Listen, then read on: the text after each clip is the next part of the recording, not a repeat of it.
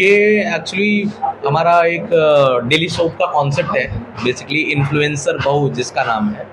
और उस ये डेली सोप के कॉन्सेप्ट पे हम लोग काम कर रहे हैं। पहले आपको इंट्रोड्यूस कराऊंगा, ये दनेश सर हैं जो हमारे शो के प्रोड्यूसर साहब हैं, और हमारे शो के जो राइटर साहब हैं ये त्रिलोकी सर, ये हैं। बाकी मैं इस उसके बाद जो बचा खुचा हुआ वो मैं काम कर लेता हूँ। आप वो स्टोरी और इसके बारे में आप जो है सर से पूछिए, बाकी प्रोड्यूसर साहब हैं उनसे पूछिए। सर आप बताइए जो मुहूर्त और स्टोरी के बारे में थोड़ी दर्शकों को जानकारी दीजिए। सबसे पहले तो मैं डायरेक्टर विपिन सर को धन्यवाद देता हूँ और प्रोड्यूसर सर को भी धन्यवाद देता हूँ कि मुझे अपॉइंट ट्रस्ट करके मुझे ये स्टोरी लिखने के लिए दिए। रही बात स्टोरी की, तो इन्फ्लुएंसर बहू का मतलब ये होता है कि अब सबसे पहले तो ये हम एक फेमिनिस्ट पर्टिकुलर जो पॉइंट ऑफ व्यू से हम इसको जस्टिफाई करते हैं इस स्टोरी को। सोशल मीडिया की हम बहुत ज़्यादा मिस यूज करते हैं सोशल मीडिया को। इसमें जो कैरेक्टर है मनीषा करके, वो सोशल मीडिया के माध्यम से ट्रूथ को रिवील करती है समाज में। हम क्या करते हैं कि हम डाइवर्ट होते हैं, टाइम पास करते हैं, एंटरटेन करते हैं सोशल मीडिया को। ये ऐसा काम उसका नहीं है। 21st सेंचुरी की लेडीज़ है, वो उस मतलब सोशल मीडिया को एक एक्चुअली उस पॉइंट ऑफ व्यू से जस्टिफाई करती है जो एक समाज को एक ट्रूथ जो होता है वो रिवीलनेस में आता है। तो ये मनीषा का कैरेक्टर में प्रोमिनेंट है ये शो का।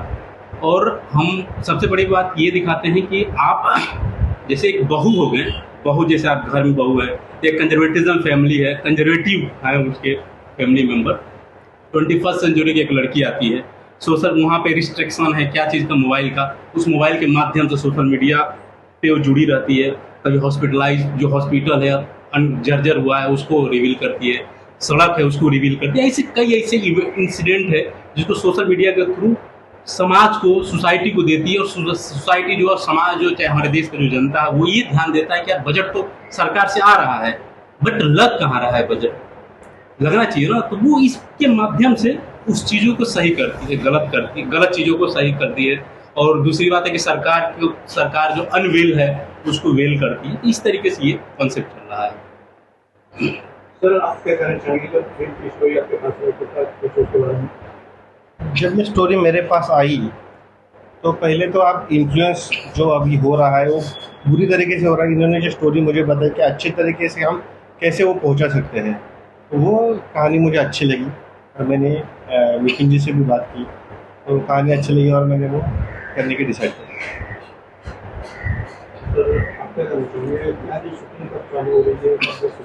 एक्चुअली कैसा है कि सर आज मुहूर्त हो गया है और उसके बाद हमें 2-3 दिन प्री सेटअप के लिए चाहिए। एक 16 तारीख से जो है हम ये शूट स्टार्ट कर रहे हैं बेसिकली, और बहुत ही जल्द हम प्रोमो और टीज़र भी ऑडियंस को देखने को मिलेगा। और उस टाइम पे आप जो है हमारे मेन कैरेक्टर से आप जुड़ पाएंगे और चीज़ें देख पाएंगे। और बस यही है कि 16 से हम स्टार्ट कर रहे हैं। बाकी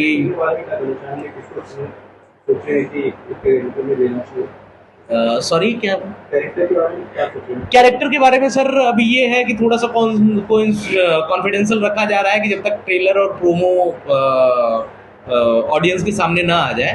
और ऑडियंस से सिर्फ मैं यही कहना चाहूँगा कि हमेशा की तरह इस बार भी इस सीरियल के जरिए हमारे कैरेक्टर को ढेर सारा प्यार, ढेर सारा सपोर्ट, और ये स्टोरी और ये टॉपिक को जो है अच्छे से सपोर्ट करें और अपना प्यार दें बस। बाकी इसके बाद मैं आपको जो है हमारे DOP सर से मिलवा देता हूँ और हमारे टीम के जो ये लोग हैं, ठीक है। हाँ सर, प्रोड्यूसर सर आप बताइए कि कितना कठिन होता है, कितना चैलेंज स्टोरी आती है अपने सामने और उसको पढ़ के सोच के समझ के जब अपने को डिसीजन लेना रहता है तो कितना कठिन कार्य होता है? कठिन तो था, लगभग 3 महीने से हम ये स्टोरी पे लगे हुए हैं। बहुत बार चेंजेस किए गए हैं इसमें, लेकिन अभी तो जो फाइनल प्रोडक्ट आ गया है वो तो बहुत अच्छा हुआ है। त्रिलोकी सर ने बहुत अच्छा लिखा है और एकदम मस्त स्टोरी आपके सामने आई। तो आप स्टोरी वाले थोड़ा सा रिव्यू दीजिए। स्टोरी मैंने पहले ही बता दिया, लेकिन मैं ये बताना चाहता हूँ स्टोरी के जो माध्यम से जो मैं एक्चुअली समाज को जो एक्चुअली क्या होता है ना कि जो भी हम शोवीज बनाते हैं ना, सबसे पहले समाज को इंस्पायर करने के लिए बनाते हैं या मोटिवेट करने के लिए बनाते हैं। इसका एक मेन पर्पज वही होता है जब हम स्टोरी इमर्ज करते हैं उसको उस क्रिएटिविटी के माध्यम से जब रिप्रेजेंट करते हैं तो उसका मतलब ये क्या हम दे क्या रहे हैं समाज को। तो हम यही देना चाहते हैं कि एक्चुअली जिस हिसाब से हिस्ट्री में सती प्रथा हुआ, विधवा प्रथा हुआ, एक जो मेल डोमिनेटेड सोसाइटी जो चल रही है उसके हिसाब से जो औरतें पीछे हैं, घूंघट में रहेंगे तो हमारा मर्यादा रहेगा, घूंघट हटा लिए तो मर्यादा भंग हो गई, किस प्रकार की एक एजुटेजम है। जैसे इसका टाइटल है इन्फ्लुएंसर बहू, तो ये पहले टाइटल लिया गया या आपने पहले लिखा, कहानी लिखने के बाद? नहीं, ये एक्चुअली स्टोरी सोचते ही और मीडिया के जितने मिसयूज हैं कि लोग जो है अलग अलग आईडीज में, जैसे एक एग्जांपल बताना चाह रहा हूँ कि अलग अलग आईडी बनाया और लोग उसको एक फ्रॉड की कैटेगरी में काउंट करते हैं। बट यहाँ पे जैसे हमारी मुख्य कैरेक्टर मनीषा जी है, मनीषा जो है, मनीषा के घर में मोबाइल और एंटरटेनमेंट मतलब ना के बराबर है। बस उसका एक शौक होता है कि हमें जो है रहना है, इसलिए सबसे छुपते छुपाते अलग अलग आईडीज बना के वो अपने आप को सोशल मीडिया पे रखती है। बट जब पहली बार वो हॉस्पिटल की ये दुर्दशा देखती है तो उसको ये सोचती है कि यार समाज तक इसको कैसे पहुंचाया जाए इसके बारे में।